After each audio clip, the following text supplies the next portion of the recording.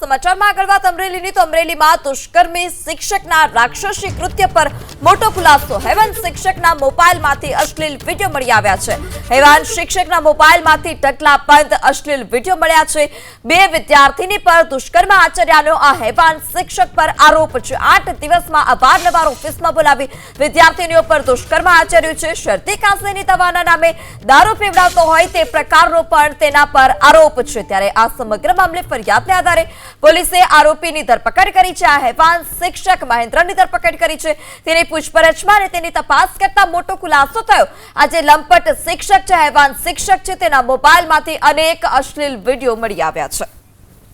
અમરેલીમાં બળાત્કારી શિક્ષક સામે જબરજસ્ત આક્રોશ જોવા મળી રહ્યો છે બે વિદ્યાર્થીની પર દુષ્કર્મના આરોપ વિરુદ્ધ જબરજસ્ત આક્રોશ આરોપી શિક્ષક મહેન્દ્રને કડક સજાની માંગ ઉઠી છે શિક્ષકને ફાંસીની સજા આપવા કોંગ્રેસ ધારાસભ્ય વિમલ ચુડાસમાએ માંગ કરી આવા શિક્ષક શિક્ષણ જગત માટે કલંક અને એક વખત બાળકો દુષ્કર્મનો શિકાર બન્યા છે વિમલ ચુડાસમા શિક્ષણ મંત્રી રાજીનામું આપે તે પ્રકારની પણ તેઓએ વાત કરી મને મીડિયાના માધ્યમથી પણ જાણવા મળ્યું છે કે અમરેલી જિલ્લામાં એક શિક્ષક દ્વારા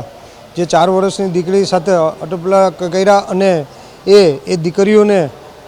ઉધરસની સિરપ હોય એવું કહી અને દારૂનું પણ સેવન કરાવતો હતો અને પોતે પણ દારૂનું સેવન કરતો હતો અને એમને એમની ઉપર